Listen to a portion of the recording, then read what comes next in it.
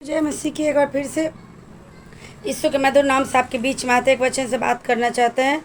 याकूब का 4:4 में लिखा है, हे व्यभिचारिणियों, क्या तुम नहीं जानती कि संसार से मित्रता करनी परमेश्वर से बैर करना है।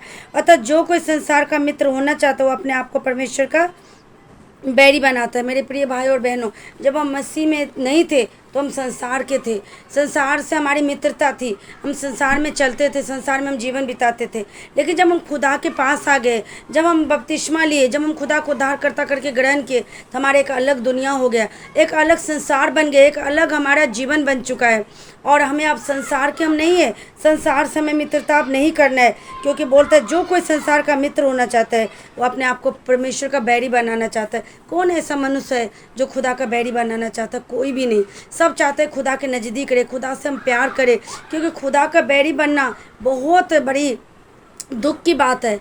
और यदि खुदा हमारे बैरी बन जाए मेरे प्रियो भाई और बहनों, तो हमारे जीवन में समझिए क्या होगा।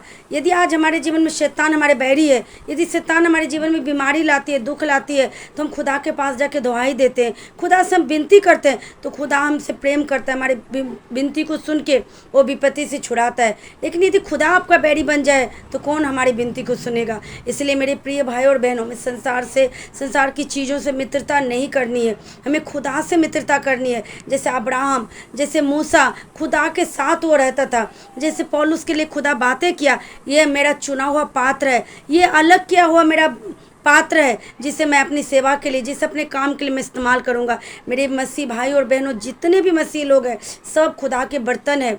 खुदा आपको अपने आदर का बर्तन बना रहा है। तीमुथियुस में लिखा है, तुम आदर के बर्तन हो। और जो अपने आप को शुद्ध करता है खुदा उसे इस्तेमाल करता है। यदि हम संसार में चले जाएंगे तो ये बर्तन अशुद्ध हो जाएगा और खुदा इसे इस्तेमाल नहीं करेगा।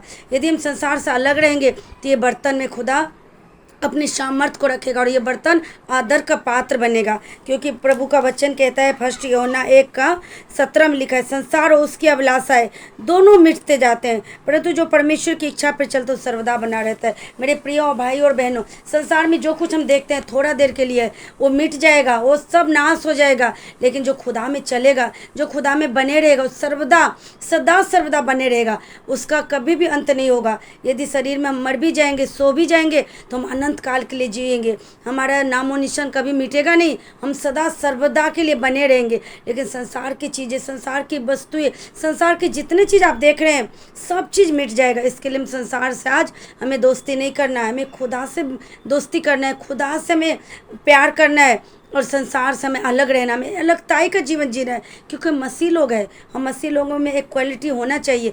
हम संसार के जैसा यदि हम चल रहे हैं तो हमारे अंदर कुछ पहचान नहीं होगा, लेकिन हमारे अंदर वो पहचान रहना चाहिए। क्योंकि फर्स्ट पत्रस में लिखा है, परमेश्वर ने हमें अंधकार से बुलाया है ज्योति में, ताकि हम ज्योति के गुण को प्रकट करें। हम पहले कुछ भी नहीं थे, लेकिन हम मसीह के संतान बन चुके। मेरे प्रिय भाई और बहनों, मसीह के संतान है तो मसीह के गुण को प्रकट करना। और एक वचन लिखा है गलातियों का 5:19 में, शरीर के काम तो प्रकट है, अर्थात व्यभिचार, गंदे काम, लुचपन, मूर्ति पूजा, टोना और झगड़ा, बैर, ईर्ष्या, क्रोध, विरोध, फूट, विधर्म, डाह, मतवालापन, लीला, कीड़ा और इनके जैसे और काम है।